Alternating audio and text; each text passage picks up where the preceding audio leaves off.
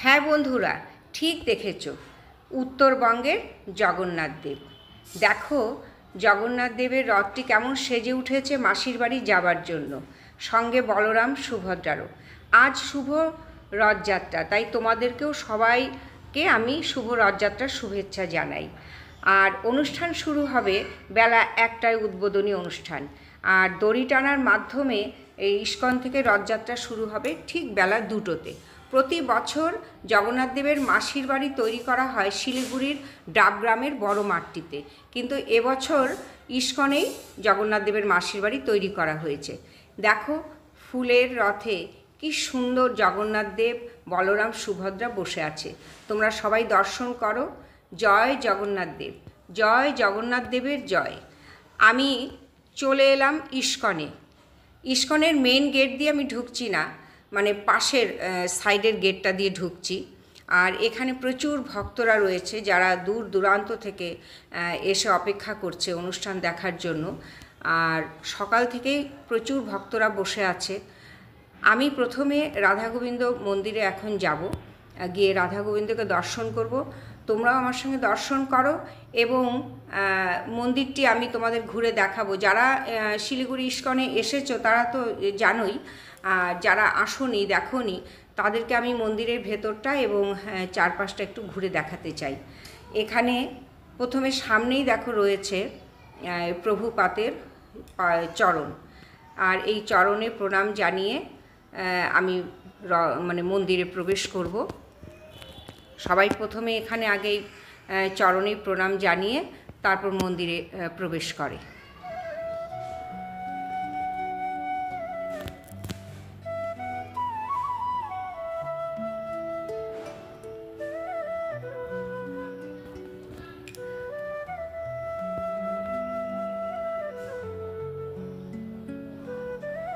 দেখো প্রচুর ভক্তবৃন্দরা এসছে, একজন চারপাশে একদম ঠিক ঠিক করছে ভক্তবৃন্দদের।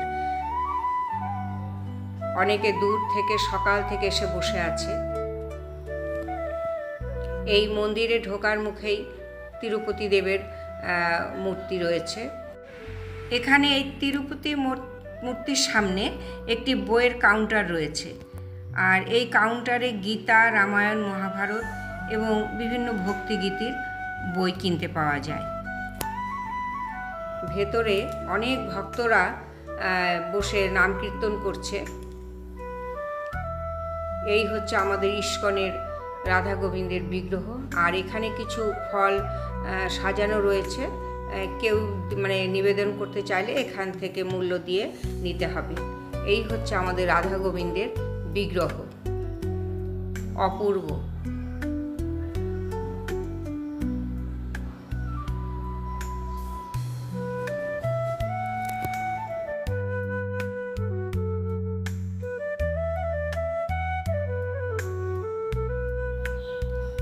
বাহ, কি সুন্দর, অপূর্ব।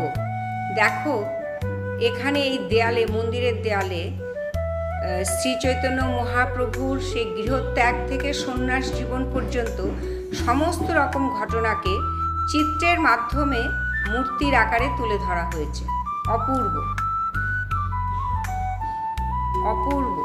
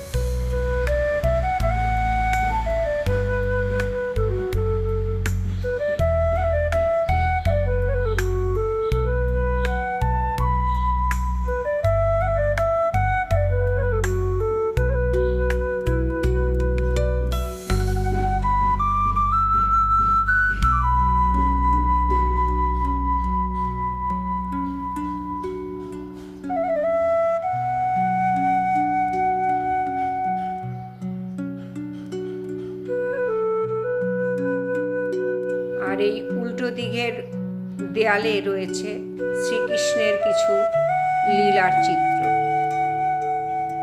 বকাসুর বধ,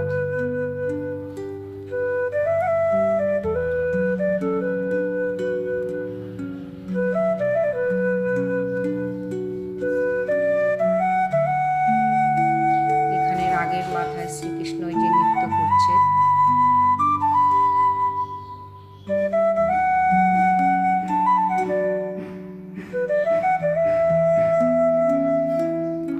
বস্ত্রহরণ,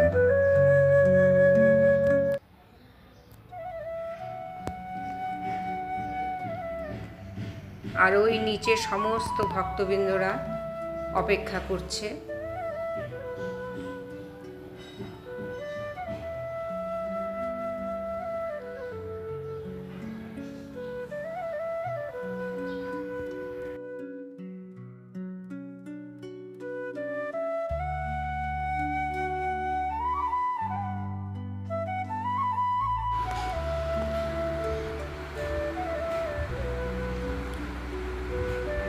এই হলো শ্রীকৃষ্ণের বিশ্বরূপ। বিশ্বরূপ দর্শন করেছে যখন। আর এই ওপরে ওঠা যায় 3 তলায়, তা 30 টাকা করে টিকিট লাগে। আমরা নেমে এলাম আমি এই মন্দিরের নিচের দিকে। প্রচুর ভিড়। আর আমাদের জগন্নাথ দেবের রথ একদম বেলা 2টোতেই যাত্রা শুরু করবে। এখানে এই রথটি যাবে হচ্ছে ইস্কন মন্দির থেকে বেরিয়ে ইস্কন রোড হয়ে সেবক রোড, সেবক রোড থেকে পানি ট্যাঙ্কি মোড় হয়ে সেবক মোড়, হিলকাট মোড়, তা ভেনাস মোড়, হাসপাতাল মোড় হয়ে ভুটিয়া মার্কেট, পাকুড়তলা, নজরুল সরণি, স্বামীজি মোড়, হায়দারপাড়া মেন রোড হয়ে পুনরায় ইস্কন মন্দিরে আবার ফিরে আসবেন মাসির বাড়িতে জগন্নাথ এবং সুভদ্রা বলরাম। আর এই মন্দির প্রাঙ্গণের পাশেই দেখো কি সুন্দর একটা আর্টিফিশিয়াল হ্রদ রয়েছে। এখানে অনেকে টিকিট কেটে ফটো ফটো ওঠায় বা নৌকা বিহারও করে। আর এই জলাশয়ে প্রচুর মাছও আছে। আর ওই দূরে জগন্নাথের মন্দির দেখা যাচ্ছে। তো আর এখানে পাশেই রয়েছে সুন্দর খাবারের একটি স্টল, এটা মন্দিরের সঙ্গেই যুক্ত। এখানে সব নিরামিষ খাবার প্রচুর পাওয়া যায়, যেমন নিরামিষ সিঙ্গারা, কী বলে চাউমিন, তারপর ধোসা, মোমো, সব কিছুই পাওয়া যায় নিরামিষ। তা আমি একটু ঢুকে দেখি কি খাওয়া যায়, একটু কিছু খেয়ে নিই। আগে আমি তো জানি না কেমন দাম ঠাম কী ব্যাপার, আমি একটু জিজ্ঞেস করছি ঢুকে।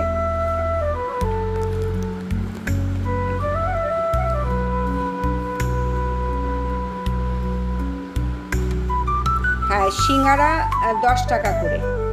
যাক, সিঙ্গারাটা খাওয়া যায়, বেশি কিছু এখন খাবো না, হালকা একটু সিঙ্গারাই নিয়ে নিই। শুনেছি সিঙ্গারা খুব টেস্টফুল, তা 3টা সিঙ্গারা নিলাম, সঙ্গে আরও 2জন আছে তারাও খাবে। আর একটা জলের বোতল নিয়েছি 20 টাকা করে। আর দেখো এই মন্দির প্রাঙ্গণে একটি সুন্দর দোকান রয়েছে, মানে পুজোর সামগ্রী সমস্ত কিছু এখানে পাওয়া যায়। বিভিন্ন রকম শোপিস, মেয়েদের সাজগোজের জিনিসও খুব সুন্দর সুন্দর পাওয়া যায়। আর এই দেখো এখানে নিত্যদিন প্রসাদ পাওয়া যায়, ভোগ পাওয়া যায়, কিন্তু মূল্য দিয়ে কিনে নিতে হয়। তো যাই হোক, আমি এখন বেরিয়ে যাচ্ছি, মন্দিরের বাইরে যাচ্ছি। মন্দিরের বাইরেও সামনের দিকে খুব সুন্দর মেলা বসেছে। সাধারণত মেলাতে যা যা দোকানপাট বসে সেই সমস্ত দোকান রয়েছে চারপাশে, খেলনার দোকান, খাবারের দোকান, বিভিন্ন রকম শোপিসের দোকান। এই দেখো এই যে ময়ূরের পালক বিক্রি হচ্ছে, তো আমিও বেশ কয়েকটা ময়ূরের পালক নিয়েছি।